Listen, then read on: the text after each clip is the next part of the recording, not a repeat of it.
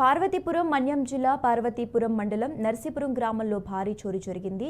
పెద్ద వీధిలో 2 ఇండ్లలో దొంగలు చోరీలకు పాల్పడ్డారు. ఓ ఇంట్లో 25 తులాల బంగారంతో పాటు 50 తులాల వెండి, 40,000 రూపాయల నగదును దుండగులు ఎత్తుకెళ్లారు. మరో ఇంట్లో సైతం దుండగులు సొత్తును దొంగిలించుకుని వెళ్లారు. బాధితుల ఫిర్యాదు మేరకు పోలీసులు కేసు నమోదు చేసుకుని దర్యాప్తు చేపట్టారు.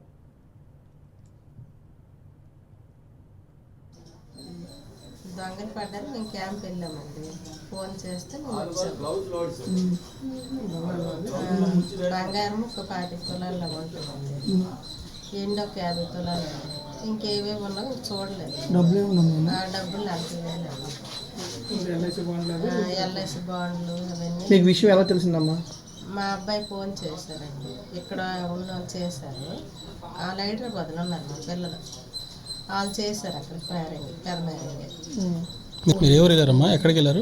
పెదమేరంగి వెళ్ళామండి. ఫంక్షన్ కానీ వెళ్ళాము. నేను 11:30 అప్పుడు.